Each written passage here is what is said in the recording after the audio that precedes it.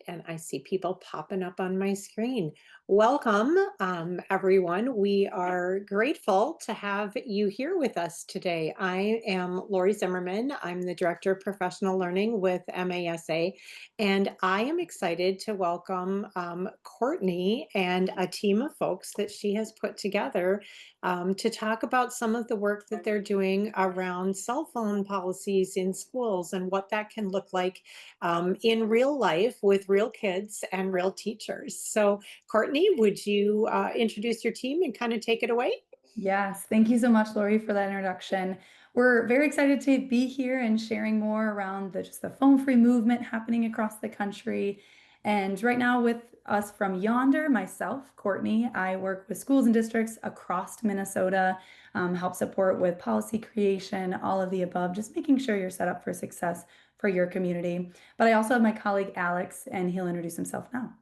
Yeah, hi everybody. My name is Alex, and I've been with Yonder since 2017. Before that, I was a dean at a high school that actually implemented Yonder, so I've kind of experienced it firsthand, and it was so impactful to me. I half jokingly asked if Yonder was hiring, and really haven't looked back since. So really excited to talk with you all today, answer any questions you might have, and we're really appreciative of the educators who are going to be joining us as well and sharing their experience of bringing the Yonder program and phone-free learning to their campus environments as well, so they can kind of share firsthand what that was like with them. Awesome. And then we are gracious and just so thankful for our amazing school partners who have also taken the time out of their busy schedule to just share about their experience with creating this phone-free learning environment. So I'm going to have them introduce themselves right now. So Jordan, let's have you start it off and just tell us a little bit more about yourself. All right. Hi, everyone. My name is Jordan Spaeth. I'm the superintendent at Wabanogama White Public Schools. This is my third year in the role.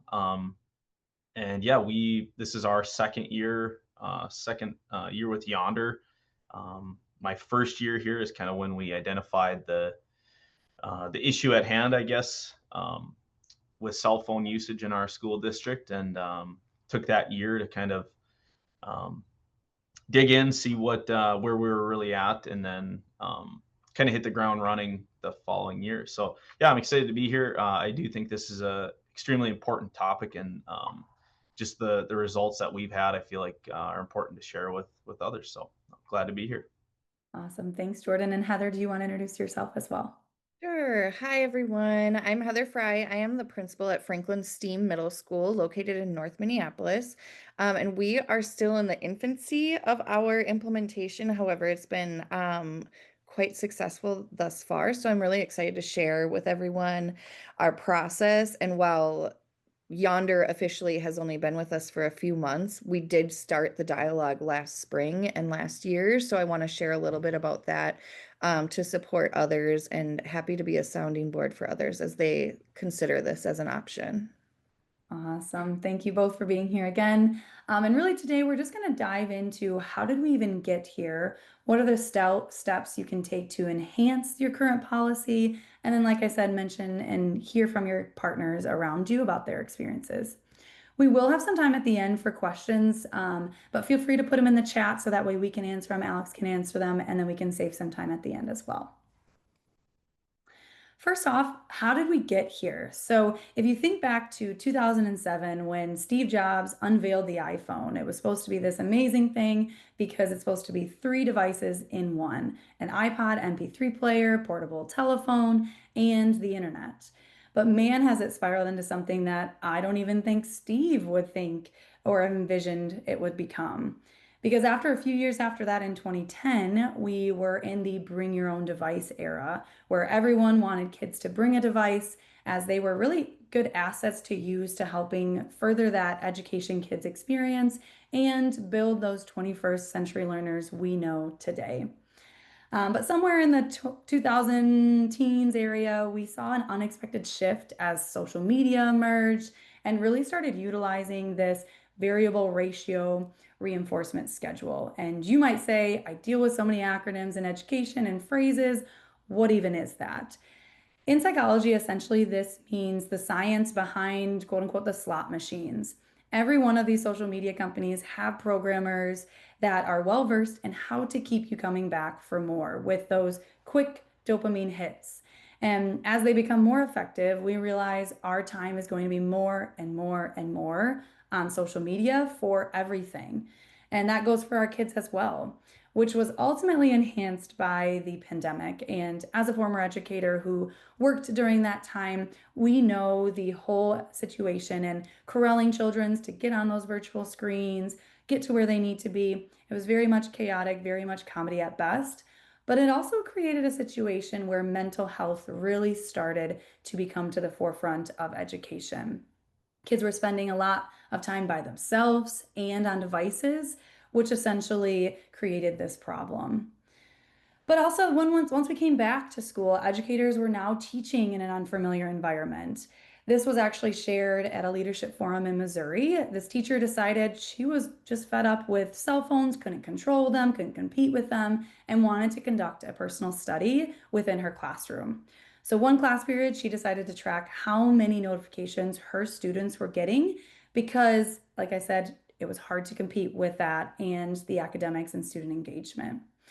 So she said she wanted the students to track what apps they were on or use and stated every time you get a notification, I want you to walk up to the chart paper and put a tally.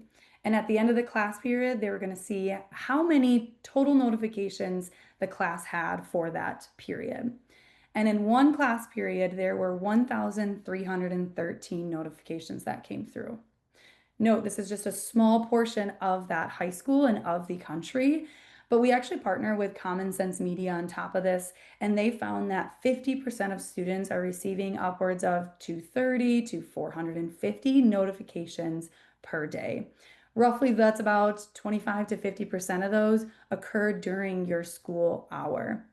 And as we age, we even as adults are constantly distracted by these mentioned here. And I'm not sure if you've ever taken a look at your personal screen time, but if you have a minute now or later, check your screen time by just going to your settings and just scroll through the deep dive and the breakdown that gives you. It can really mentally check you back into what are students experiencing and what are you experiencing. Personally, I was at roughly around average of 5 hours, so I'm going to double check that and really be cognizant of those hours and of those notifications. But just to put it in perspective, and if you're brave enough, feel free to put your number in the chat. We'd love to hear what adults are experiencing as well. But with all those distractions comes the impact to students, right, throughout the school day. And as we've seen in headlines, students are facing social, psychological, and academic crisis right now if something isn't done. And we know that kids' brains are still developing, and you're trying to create an environment that really fosters the growth we want them to have. And a study shares that it takes on average of 20 minutes for them to get back on track from a cellular distraction. So now think about those numbers from the previous slide, right? Plus, if a child has 3 hours or more of social media, the anxiety increases, the depression increases, all of those symptoms rise exponentially. And that's where we are today in terms of how we at Yondr can help support. So Yondr is basically an industry leader, and we are an inventor of this phone-free spaces. We have partnered with schools and educators like yourself for over a decade now, really spanning from 35 countries, 50 states, a variety of urban, rural educational settings. We help support as many students as possible throughout the school year. And then on top of that, just a little bit brief about the actual Yondr program. We are more than just a pouch you might be familiar with.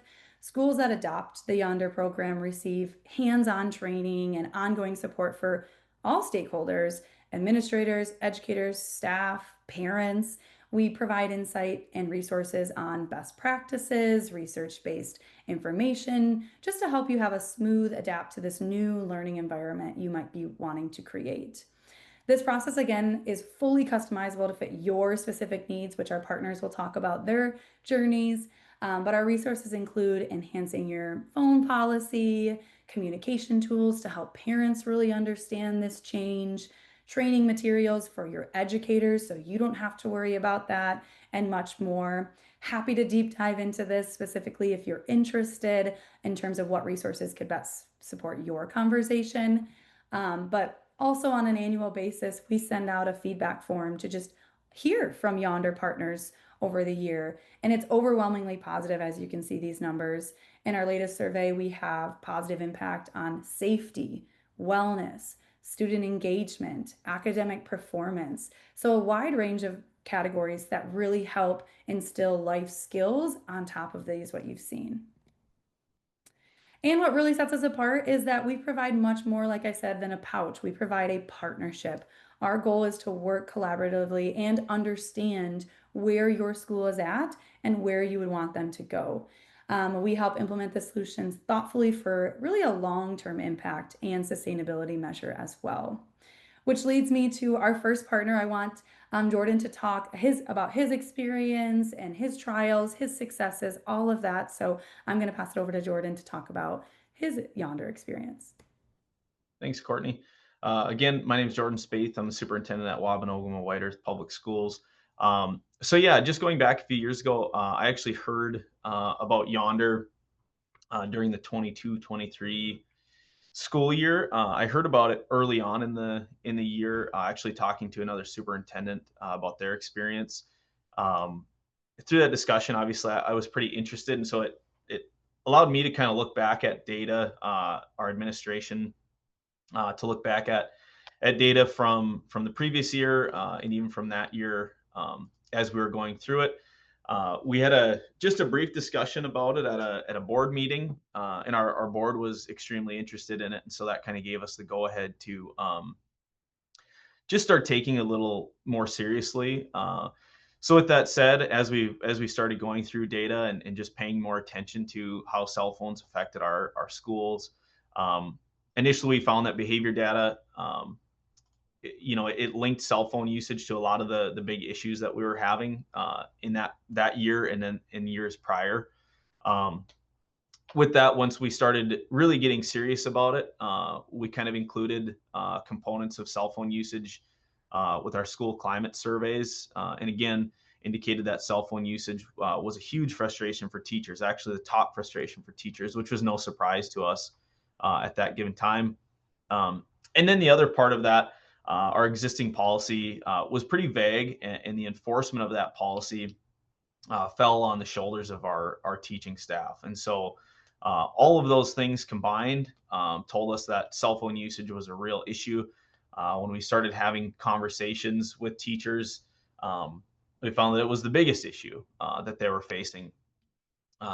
We thought that it was one of those solutions that could essentially hit a lot of our big pain points. Obviously, the academic side with focus and all the things that students need to be doing when they're in class that they don't need a cell phone for, and then the other things, whether it's fights in schools, vaping, things like that, that we found links to cell phone usage. And so once we decided that it was a real solution, it was a real possibility for us, the process, we started out with internal surveys just to see how people really felt. We did it with staff, we did it with students. As you could imagine, our teachers all felt pretty strongly. 92.3% of our teachers felt it was unnecessary for students to use cell phones during the school day. 100% of our teachers agreed that there were negative consequences of cell phone usage. And this one, while it may not seem as shocking, 62.8% of students said that their cell phone wasn't distracting. And so even that was a telltale for us, for that many of our students to tell us that, to admit that their cell phone was distracting during the school day was pretty telling. Because if you talk to kids, most would tell you at that time, no, I don't have an issue with it. From there, we moved on to focus groups. So I did those focus groups with groups of students, various age and grade levels. When we did that, that again was very telling. Many kids were pretty open and honest about their cell phone usage and distractions. I even had kids in my focus group meetings struggle to stay on task in that meeting because they were getting notifications on their cell phone, which is funny and also concerning at the same time. once we kind of delivered that data to our school board, we started having discussions at public meetings about this and invited people to come in and share their input with us. Again, the thing that surprised me the most through this process is the there were not many barriers to implementation in terms of parents or groups standing in our way. We found actually that parents were very supportive of it. Students, of course, as we figured that we would get a little bit of pushback there, but that wasn't even as much as we anticipated. And then obviously our staff support was huge. The flip side, we also felt that if we did not do something and address it, that we could potentially start losing staff, if we let it get out of control. So obviously from there, I still had concerns about actual implementation. You look for feedback and oftentimes you don't get a ton. And so that once you implement something like this, that really is a big deal to people, there's a potential for people to kind of come out of the woodwork and show their concerns. And so when we implement it, we try to communicate early. We try to communicate often. I mean, this process started in November. We kind of made the decision at the end of the 22-23 school year that we were going to implement it fully the following year. And so with that said, we communicated, we put out, you'll see in the next slide, some of the links just to try to clear up everything for all of our stakeholders. That went really well. Again, we really didn't have many questions come to us. And so once we kind of did the implementation the following year, that was pretty smooth. We had help from the Yondr staff. They were there every step of the way. They actually brought up a lot of things that we hadn't thought of that probably saved our butts a few times. And then finally, a major part of that implementation was just assigning our key staff to arrival and dismissal, because we're a school who is bell to bell. We don't allow phones from the beginning of the day to the end of the day. And so just our key learnings and outcomes, some of my key learnings, and for our administrative staff especially, consistent procedures are super important. Just making sure that kids understand when they walk through the door, we're going to check their phone pouches, make sure that they're locked. And then fidelity checks with another component of that. We do still have times where, we just don't have the personnel. And so those kind of random fidelity checks we do throughout the day, those have proven to be, again, really important for us, because kids know that, even if I can sneak by, I come in the middle of the day or whatever, I still might get checked as I move through the day. And then finally, a pouch management system, just numbering our pouches, making sure that they can be reused, that we keep track of them, has been huge for us, and we've really improved in that facet. As for outcomes, you can see just a couple that are rooted in data here. 44.5% decrease in major behavioral referrals in general, which are administrative managed behavior referrals in our upper elementary and middle school. And then this one obviously was a big one for us, a 95% decrease in vaping incidents in middle school. This is something I've talked with other school districts about, other superintendents about. And we found at least that a lot of our vaping incidents, as it kind of spread, it was spread because of cell phone usage, kids going into bathrooms and texting their friends and gathering. And so that was huge for us. And we continue to see that positive impact. And then finally, just the impact on school climate has been amazing to see, whether it's, more talking in the lunchroom, just seems like less anxiety among our student population, less distraction. That's been amazing. And not to mention our teachers, obviously they're thrilled with these outcomes. And then finally, our administrative team, our experience, we've just had great support from our parents, from staff members, really no complaints from either party there, which is surprising to me. I'll be honest. I did think I was going to deal with a few parents who are going to struggle with it, and I was kind of prepared to take that on. Not one, actually. And then finally, overall high levels of student compliance. We thought we would constantly have students coming to us and ask for exceptions, and whether it's seniors or things like that, that some of those populations that want to, have us make an exception for them, and we just haven't had that. We also haven't had students come forward and complain about it. I mean, we went from students who would rather be suspended from school rather than give up their phone if they were caught with it, to now students just come in, put it in a pouch. And a lot of those students who had the most issues with cell phones, when we talked to them after implementing this for 1 year, a vast majority of those kids tell us that it's been a positive for them, because they realized that they were truly addicted to their cell phone. And some of those kids went from 18 hours of screen time a day to now, 5, 6, which is still a lot. But it's really helped them in their mental health. And so all in all, it's been a really positive experience for us. You can see the links there. Those 3 documents were our guiding documents essentially. And so you can see our policy, the parent guardian letter that we introduced it with, and then the FAQ that we implemented with the help from the Yonder folks. That was also huge for us because it just addressed a lot of those things that we knew would come down the pipe, and we've continued to add to that FAQ. So again, if anybody has any questions, even viewing this afterwards, please reach out to me. It is something, like I said, that I think is a major issue. It was for us, at least. And if you're looking to go this direction, I would happily chat with you more about just our process and our experiences. So thank you. Awesome. Thank you so much, Jordan, for sharing all of that.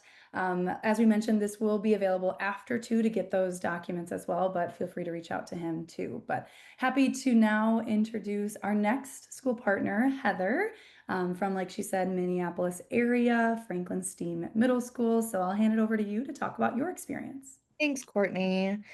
Good morning, everyone. So yeah, a lot of the things you're gonna hear are gonna probably feel like not necessarily repeated, but you'll see a common pattern, because I can't reiterate enough how supportive, and to what Courtney had named earlier, that this truly is a partnership with Yonder. This is not just we've made a purchase and now here you go. So a lot of the things that I will cover, Jordan kind of covered as well. But a lot of the things that we noticed as like to why do we need to do this, those types of things, or before our phone free situation. Social media bullying, I think, was one of the biggest things. And while some of that does happen outside of school, it would still come to us first thing in the morning, and then we're pulling in kids and we're interviewing and show us this and show us this screenshot. Kids have essentially, I don't want to say that that has stopped, but they're stopping coming to school as a means to fix, because they know that that's not necessarily a resource. I'm not even supposed to have my phone at school. And kids have actually, I'll get to this eventually, but they've essentially just leaving their phones at home. And also I'm getting a little ahead of myself, but because of the parent support and collaboration on it, we have parents more monitoring phones at home as well. One of the, of course, wouldn't be in a middle school role without having my phone ring. Fights recorded. So we noticed that that was one of the things, like, it's so cool to put on social media. We saw this fight and let's go record it. People knew, they collaborated. These 2 kids were having beef with each other, so we're going to go. And then there was kids going and recording fights. Those were things that were happening that we saw that was tied. Distractions in hallways, eloping. Yeah, there were times when I would walk the hall and there was a kid just sitting in the hallway charging their phone. Well, I couldn't charge it at home last night. No, you're here for school. And then to what Jordan named too, like, we were relying on teachers to implement the phone free. A couple years ago, legislation was passed that all schools needed to implement a phone policy specifically. Minneapolis Public Schools created their policy, and all middle schools determined bell to bell, no cell. And so we all kind of banded together. There were a couple of schools that decided to use Yonder, and then a few of us just kind of sat back and was like, okay, let's see how this goes. And so I did also have that opportunity for learning from some of my colleagues too. So that was really helpful. But one of the biggest challenges was the implementation on behalf of teachers. And by no means is that a situation other than we all recognize the importance of not engaging in a power struggle and how important phones are to some students. And a teacher is trying to command a room of 30 students and teach a math lesson and not go back and forth with a student about a phone. And so sometimes it just became a, if I just ignore it, it's not really there and I can get through my lesson situation. And so what prompted the big change, because we knew that we had a policy, we know, and we were depending on teachers to implement it. We were supporting, and we were, getting a referral if a kid was acting inappropriately with their phone, those types of things. But what really triggered we need to do something bigger. Last fall, we had I'm going to use air quotes, a gas leak, because it ended up not being a gas leak. We had recently had construction, and if anybody knows school construction timelines, they go a little bit longer. And then there's always these little glitches. So we got a faint smell, and so we ended up being prompted to evacuate into our football field. And then as we're looking out, we see so many students on their phones. And what actually started happening became a safety issue, because then we had parents, before I even had the opportunity to send out a communication that we're all okay, we're safe, and this is a precautionary thing that we just stepped outside for. We had parents driving up here, causing traffic, kids going everywhere. It became more of a safety concern than it was worth. There was no gas leak. We just had to temporarily evacuate, but we had a lot of upset parents saying, "Why is my child communicating? Why haven't I heard from you?" Da da da da da da da da da. So that was what prompted, we need to do something to actually support the phone policy, because we know why the phone policy is there, but how can we put a tool in place to support? So the first steps then was recognizing our parents are going to be the biggest supporters in this. We know that the teachers need a tool, or they've advocated that they wanted a tool for implementation. But we also needed to hear from our families, because they were going to be the ones that supported us in all of this. And so with our parent-teacher site council, we brought this to their attention, and we didn't suggest necessarily yonder. We said, we have a phone issue, and what can we do about it? And a lot of the suggestions were very similar thoughts, but like, how can we do it on a cheaper scale, right? Like, kids turn in their phones in the bin in the front of the room. And we have tried things like that in the past. And what we found was kids just were not honest, or there were stolen phones. Like, there's something different about having a security and a locked up device that you get to carry with you, rather than turning it over to somebody. And so that was some of the stuff that we processed with the families. And with teachers, this was an interesting response. So we looped in our instructional leadership team and our equity team to just kind of process with some of our teacher leaders on what could we put in place that would truly support this phone-free environment. We know that it will reduce all of these things if our kids don't have phones. We know the root cause. So how do we now support?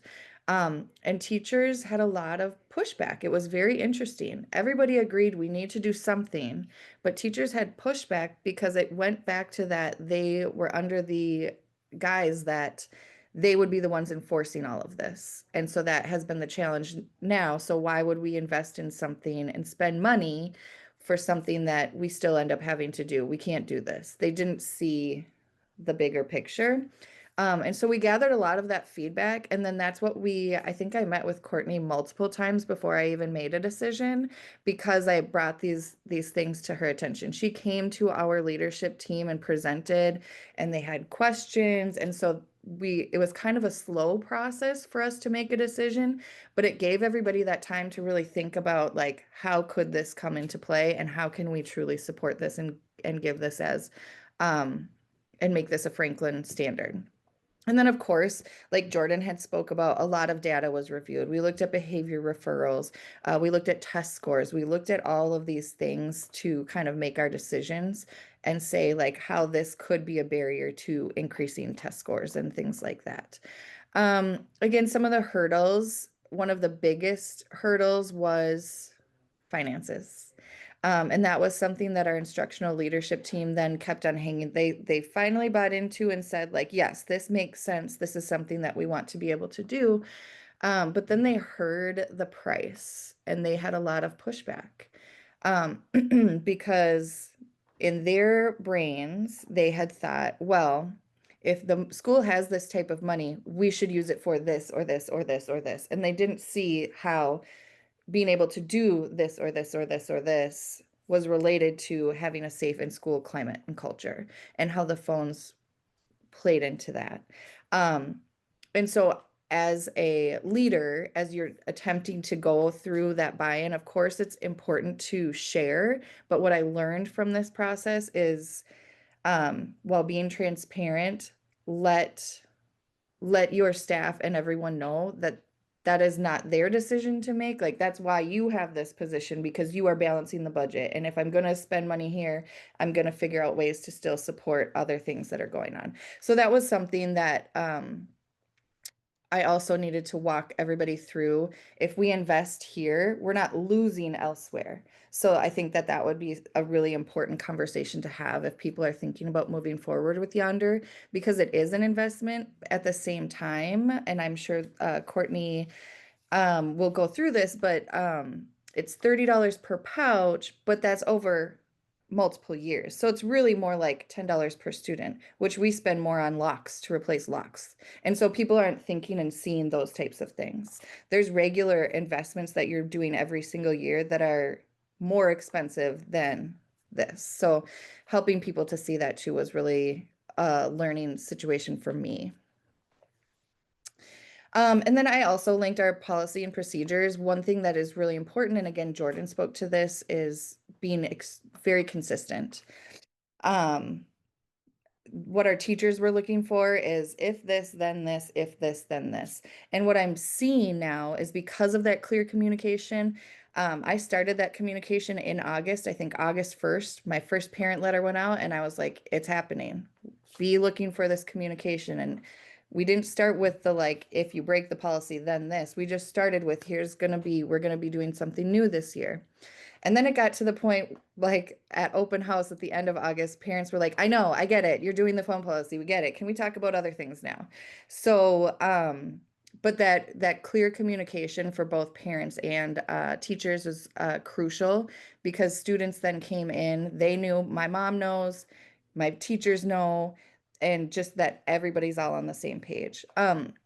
So yeah, that you can take a look at that. I'm sure that will be shared out as well. And then I do just kind of want to share about the implementation phases, because that buy-in is crucial for it to work. Going back to that summer communication, it got to the point where parents were just like, I know. And I had some individual meetings, I think just a handful of parents, that their concerns were genuine. Minneapolis Public Schools, while we were in our in-service, we had, while Annunciation was not in Minneapolis Public Schools, it was just a few blocks from our school. So a school shooting was a very important and heavy thing on all of our families' minds. So we just leaned in and we just said, here's what happens if everybody's using their phones and trying to communicate. It creates a less safe environment. When we can control and keep your children safe, and we send that communication, and you know where to pick up your child. So we just really leaned into a lot of that communication and all of those questions, and parents were on board. As soon as we were able to ease some of their concerns, they felt completely safe and trusting. And then we heard them say, have conversations with their kids. If you need to talk to me throughout the day, you go to the office. That's the plan. That's the plan. Then they just created their own safety plans with their students. Similar to how you have to practice your fire drills plans at home, they practice their phone and communication plans with their kids. So then we launched on the very, very first day of school with 7th and 8th grade. And we were over enrolled, so we just needed to know that we had enough pouches. So we waited for 6th grade. They also were typically our students that didn't have phones. And so we launched then on the second day of school, once we had done more data gathering on who had arrived and who was still needing to come. And then I, of course, do my incentives with our check-in. We've already done our check-in, and that was like one of the most exciting things. The kids were very excited to be like, I don't even bring my phone, but I've got my pouch. Oh my gosh, look, look, look. And so we have like our internal, what we call our Franklin dollars, and those are used for our school store. And the simplest way that we got the kids to even just get excited to share how they were following the process was a Jolly Rancher. And then they got to pick their flavor of Jolly Rancher. Like it was couldn't have been more simple. And they were all excited to show how they are following the school rules. Because it's very easy to say, if you don't follow the school rules, here's what's going to happen. But kids were very excited to show you that they are following the rules. So key learnings, consistency is crucial. That's for all staff. And when we rolled this out with staff and we did a whole half day on like, here's what's going to happen, here's the Yonder pouches, and they were excited and they had a ton of questions. And so we just did a staff PD where we had the question wall and they had all sorts of questions. What about bottlenecking? How are the kids going to open up their pouches at the beginning? And that's going to cause a lot of issues. So we just walked through what would that look like, sound like, feel like. We answered all of those questions and then people knew how to respond in those situations. So tapping in and asking your staff and your families and just really leaning into those conversations was really helpful for keeping consistency and then implementation. The rewards was surprisingly super helpful. Like I know I say surprisingly, kids love just little things, a star on their paper, a sticker, a scorebook. The Jolly Rancher was the cheapest thing to get that buy-in from the kids, and they are so excited. And still, sometimes if they missed the check that day, because they are random, just to what Jordan said, sometimes they're random. Well, but it was in my locker. Great. But I was looking for, was it a functioning pouch? So show me some other time. And then I kind of walk around with some Jolly Ranchers in my pocket every once in a while to like give kudos to those kids, but they are also looking to show you often how they are doing things. And then that communication and collaboration with families was absolutely crucial. Like they are the partners in this, and there truly is. They have created their own safety communication plans. They're partners in this, and if it's not working for them, we've worked out other things that will work. If there's a student that just has some challenges with responsibility of this pouch, they turn their phone into the office in the morning, and that is very consistent. We know who those students are, and if they don't turn it in, we call that parent. They're like, oh, yep, they left their phone at home. Not a big deal. Like there's just a clear communication, and this is everyone. This is not just teachers. Whenever we have a new student, we've had about 5 new students. Our secretary walks them through the whole process. Here's your Yonder pouch. Here's how you open it. Let's practice. Let's do that as the parent is doing the registration. So everybody's on board in support of this. And like I said, we're still in the infancy. We're only 2 months in, but I can tell you just in these 2 months, we have had a 40% decrease in overall incidents compared to the same time last year. So thank you for letting me speak on this. It's been really crucial and helpful for the culture and climate of our building. While it maybe wasn't a major issue that we noticed, it's incredible how much better it's even gotten. Amazing. Thank you both for sharing. I know it's such an impact and we're happy to help. But now we're reaching towards the end in terms of questions. So I'm going to pass it actually over to Alex since he's been here, as he mentioned, the longest and has a wealth of knowledge to help answer all these. Yeah, absolutely. And thanks again, Jordan and Heather. I'll probably defer to you. I know educators love hearing from other educators who are actively, in schools and experiencing this firsthand. The first question that came in, Lori asked about what does adult use of personal phones look like in your buildings? If either of you want to share that. That's a great question. I think I will just say that's a great question. We have asked and we advise teachers to keep their phones away as well. And that if we do have to communicate, it's very rare. But I've also asked that teachers, keep their phones away. And if it is, it's purely for work reasons. And if students call you out on it, you have to respond to that too. You have to just lean Mhm. into that conversation and just say, this was purely work related because I do need to call somebody related to work because I'm not in my office right now to use my phone. But it's you have to just let the kids know and just be transparent. And if there is issues with staff using their phone, that's a different concern. I haven't had that. It has happened in the past where, of course, the kid is going to be like, well, you get to do it, so why wouldn't I? It hasn't come up for me, but we've also told staff to like lean into those conversations and be honest. Teachers don't, that hasn't been an issue with teacher. It's usually like a behavior dean or a hallway person that they're just trying to communicate, and that's we just lean into that conversation. Yeah, that's great. And that's really, I would say, kind of spot on with our best practices too. Part of the Yonder program, the partnership, we do, occasionally the staff training or professional development ahead of time. And we really talk about modeling appropriate cell phone behavior. And students pick up very quickly on if they don't have access to their device and they see their teacher on their phone, even to Heather's point, if it's to be, using it for work reasons, the students' minds jumps to, oh, my teacher's on social media, this isn't fair. Woe is me.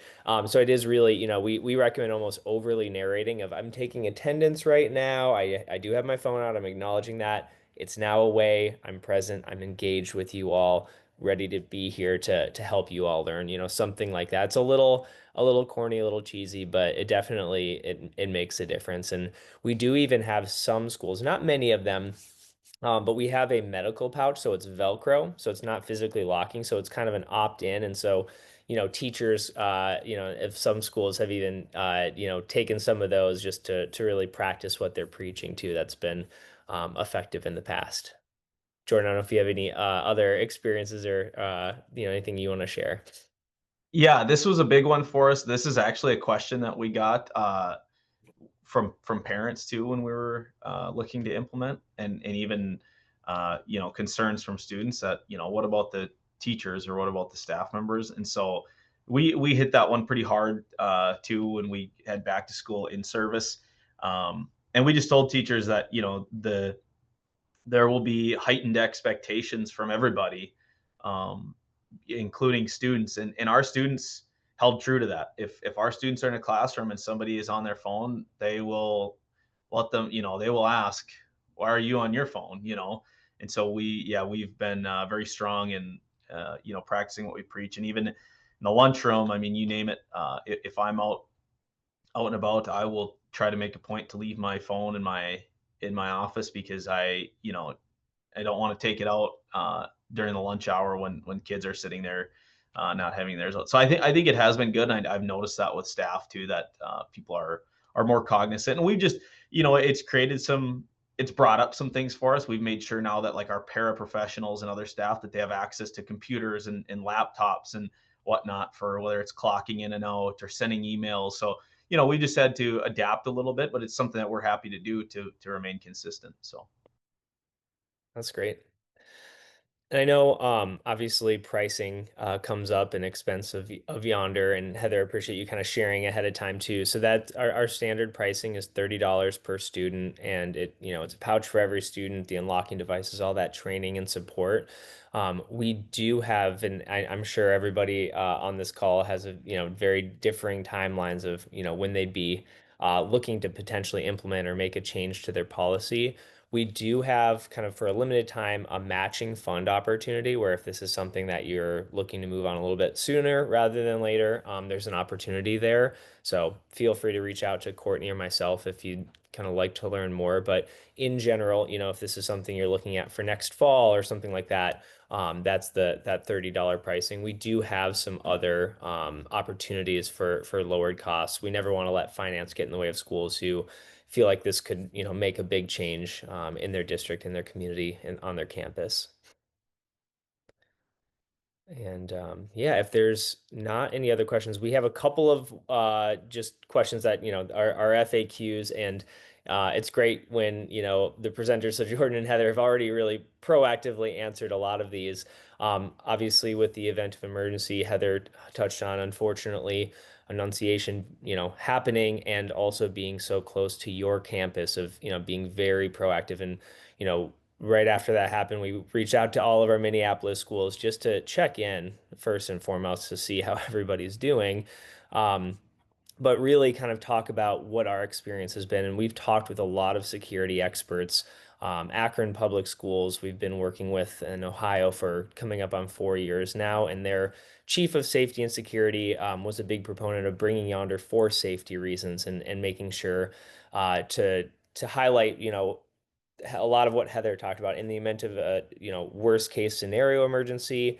The phone lines get jammed when students are on devices. Parents show up before the emergency responders. There's a lot of really negative pieces that can be associated with it. So kind of helping just inform parent community of what to expect and why, safety is the utmost importance. And then also reminding the day-to-day incidents of the cyberbullying and the social media drama and the anxiety and depression that's associated with that, and how we're really trying to remove that as much as we can from the classroom and from the school environment. Um, Other magnets working on Yonder pouches, Heather, Jordan, have either of you had any experience with that? We hear a lot of students saying that they're going to find a magnet that works. There's usually a lot of talk, not a lot of follow through because they are pretty strong and patented. But have either of you experienced that at all? We have not. No. No, we haven't experienced it either. We've had teachers try to think like kids and kids. I can find one on Amazon. My little cousins are in Annandale Public Schools and they send me all of these links of like, ha ha ha, this isn't going to work at your school or in middle school and high school because that's what they do, right? But I'm like, good for you investigating and being scientific about it, right? Trying to find different ways. Um, but I mean, it just goes back to that policy and procedure. If you're breaking the policy and the expectation, you're going to have a consequence for that. So, and then we've heard, they can stick pencils in and try and twist it out, or again, that's damage and vandalism to school property. Um, Hmm. and the kids rise to the expectations that you set for them. On the very first day, we had a student thought he was being funny and tried to like take one of the magnets while we were doing practice. And we were like, nope, sorry, that's an automatic. We just said that. That's an automatic consequence. You don't get to do that. Um, and so again, yeah, you set the expectations for the students and they rise to them. Absolutely. And then in terms of smartwatches and headphones, we typically, I think schools really kind of have that autonomy to decide, whether all wearable tech goes into the pouch or if it's just phones. Have you two had much experience either way with that? Yeah, we've just kind of lumped them all in. Hmm. And so yeah, it's been pretty simple. I mean, they're so visible too that, if they have them, it's very obvious. And so we really haven't had issues with it, honestly. It's been kids just like the cell phone, kids know. And I would say it's not as important to kids as the cell phone. And so the fact that they're already putting a cell phone in there, we've never had an issue with not wanting to put a smartwatch or headphones in. Yeah. Yeah, same. We said all inclusive. The pouches fit all of the items at once. There should be no need for you to have a headphone because they're linked to your phone. The watch came up with like one or two students because that was like their attempt to try and have that communication, but it was noticed pretty quickly because it becomes very discrepant. Like, oh, you use your watch. So yeah, they all go in the pouch. Nice. And then, yeah, from a policy standpoint, we've already really, addressed a lot of that, I think. I think really if it's seen outside of the pouch, that's where that policy comes in. And part of, the Yonder program is we collaborate with each school and figure out what their code of conduct is, what the accountability is going to look like. And the goal is really to maximize student compliance and really minimize any additional work that administrators are having to do, and especially teachers, right? We want to take that power struggle off of their plate as much as possible. And so whether it's, forgetting a pouch or a student damaging a pouch, having a really clear cut set of expectations and making sure that it's in line, with what schools already have. So, yeah, excellent. Courtney, I'll let you, kind of take it over, wrap it up, and I think Lori might have some final words as well. Yeah, definitely. Like we said, we're going to share all these policy creations that Jordan and Heather so graciously shared with us. Feel free to reach out to myself. I'm happy to walk through and deep dive into your current policy, how we can help enhance it, or just in enhancing it in general. But we're excited to partner together and happy to support any schools that are interested. And I'll hand it over to Lori. Thanks, Courtney. Just to check in one last time, because I'm a person who loves questions. Any other questions from those on the call today?